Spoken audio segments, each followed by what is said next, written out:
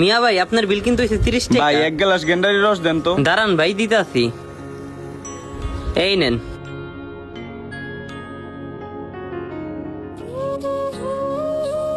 ভাই এক গ্লাস দেন। ঠিক আছে ভাই দিতাছি। কিরে টাকা কই? আয় আয় রে, টাকা দি নাই গা। ভাই বানায় লাইছেন? হ্যাঁ ভাই। হ্যাঁ রে, কেমনে কই যে টাকা নাই? শালা আর একটু পকেটে হাত দিয়েও দেখলাম না যে টাকা আছে কিনা।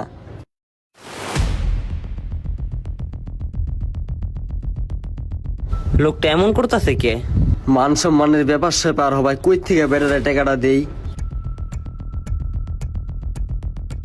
ওই বেটা তোরা কই বেটা, এতক্ষণ সময় লাগে আইতে? তোরা বেটা পরিস্থিতি বুঝোস না।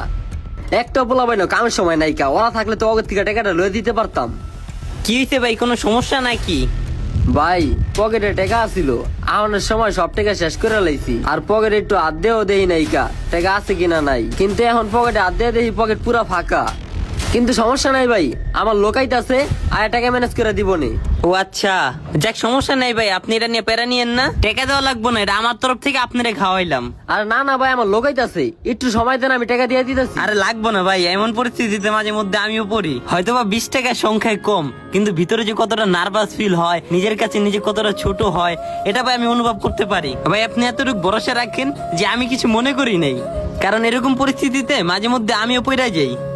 জীবনে যাই করেন, কিছু করার আগে ধরেন কিছু কিনতে গেলেন, অন্তত দেখবেন ততটুক টাকা আপনার পকেটে আছে কিনা, তা না হলে দেখা যাব কি আপনার মান সম্মানের একটা মানহানি হইব।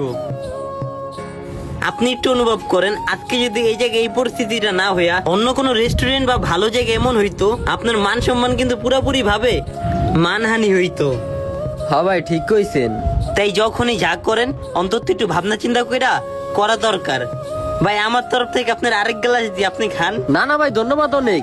ঠিক আছে ভাই।